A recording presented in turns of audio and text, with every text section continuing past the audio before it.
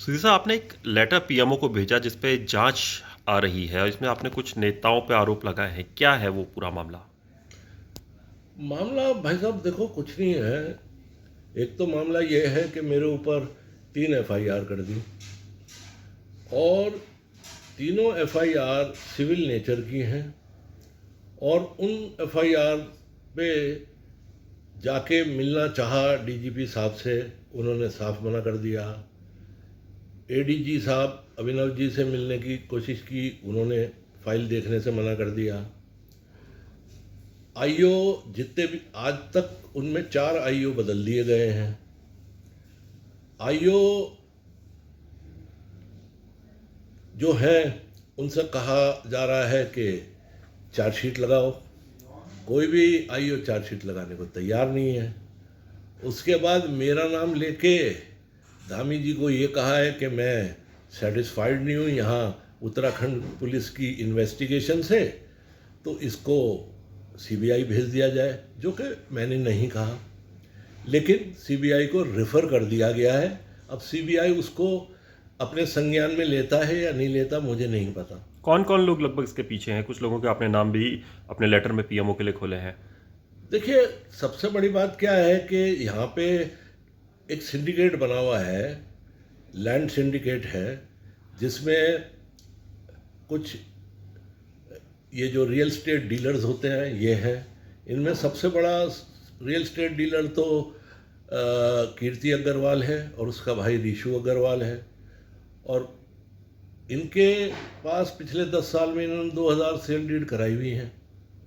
700 sale deed का तो हमने संज्ञान भी दिया है और वो भी आई है और वो इनकम टैक्स में गई हैं, ईडी में भी गई होंगी। और फिर दूसरा, इन्होंने पावर ऑफ अटॉर्नी पे हज़ारों सेल डीड करी हुई हैं।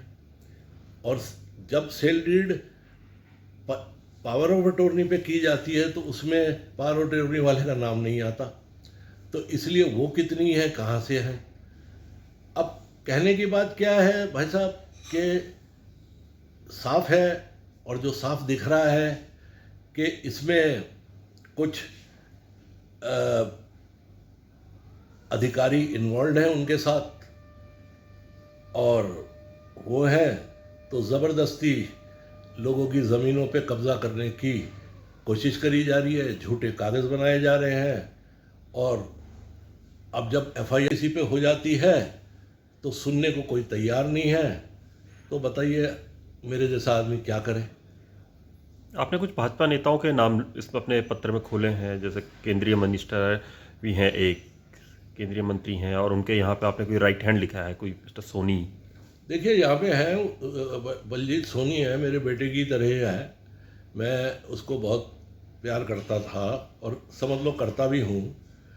उसने कुछ काम कराने के लिए मेरे से 25 लाख रुपए लिए थे। मैंने बहुत कोशिश करी, वो दे नहीं रहा था, तो मैंने उसके लिए भी लिखा।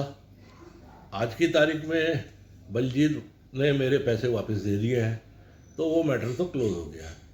लेकिन हाँ, मेरे एक संज्ञान में चीज़ आई थी कि राजपुर रोड पे स्टार पेट्रोल पंप के पास वो अम्बोसिया होटल है, ये वहाँ बैठते हैं और वहाँ पे काफ़ी लोग आते हैं और ये ठेकों की, गवर्नमेंट ठेकों की और इसकी उसकी बातें करते हैं। तो वो भी मैंने उनको लिख दिया था कि आप इन्वेस्टिगेट करो। मैं ये तो नहीं जानता कि वहाँ क्या ठेकों की बातें हुई या कुछ हुई, लेकिन हाँ, ये ज़रूर पता था कि ये वहाँ बैठते थे और लोग वहाँ आते थे।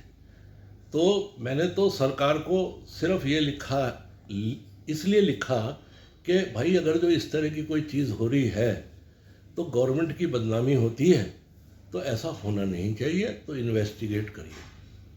तो आपने अपनी ओर से अपना फ़र्ज पूरा किया एक उत्तराखंडी होने के नाते कि उत्तराखंड में इस तरह के गलत काम चल रहे हैं, सरकार को इस चीज़ में संज्ञान में आना चाहिए। हाँ जी, हाँ जी। एक आपने खनन का कुछ रखा है कि 10 करोड़ का आपका था, 18 करोड़ बैंक के थ्रू अभी तक हो चुका है।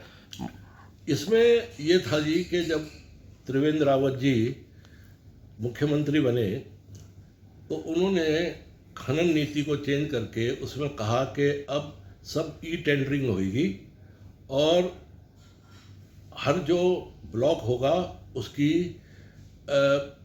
बोली लगेगी। तो उसमें पहले पैसा जमा कराया जाता था, फिर उसके बाद उसमें बोली लगती थी। मेरे को ये था कि स्टेट का बहुत फ़ायदा हो, तो पहले जो पट्टे दिए जाते थे वो ऐसे ही दे दिए जाते थे, और उसमें 80 रुपये का रेट था। मैं ई टेंडरिंग में कर करके वो रेट 400 कुछ रुपए तक ले गया। उसके बाद जब उन्होंने कहा जी और पैसे जमा कराओ, वो भी जमा करा दिए, गारंटीज भी दे दी। उसके बाद विभाग को यही नहीं पता था कि वो जो जगह है जो इन्होंने दिखाई है वो जगह ही इन्हें नहीं पता थी, तो महीनों तो उसमें लग गए कि वो जगह कौन सी हैं। वो जगह जब पता लगी तो वो बहुत close by Rajaji national park के आ रही थी। तो उसके बाद फिर ये आ गया कि हर चीज़ जाके हम उसकी परमिशन लाएं। उस जैसे राजा जी के नज़दीक जितने भी खनन के टेंडर होते हैं या किसी भी नेशनल वाइल्ड लाइफ बोर्ड से हमें उसके लिए एनओसी लेके आनी होती है, हाँ जी, वो सेंटर से मिलता है, हाँ जी, स्टेट से नहीं। हाँ जी, तो क्या आपका कहना यह है कि उत्तराखंड का माइनिंग डिपार्टमेंट हाँ जी। अनभिज्ञ होके या जानबूझ के लोगों को फंसा रहा है? क्योंकि ये वहाँ से एनओसी लेके आना शायद माइनिंग डिपार्टमेंट को ही करना चाहिए ये चीज़। देखिए, साफ बात तो ये है कि अगर जो कोई ब्लॉक आदमी वो कर रहा है, ई बिडिंग में डाल रहा है, तो उसकी सारी परमिशन होनी चाहिए कि जब हम उस पर जो भी बिडर ऊपर सबसे ऊपर आता है उसको पैसे जमा करा के हाथ के हाथ उसके साथ लीज साइन करके वो काम शुरू कर सके।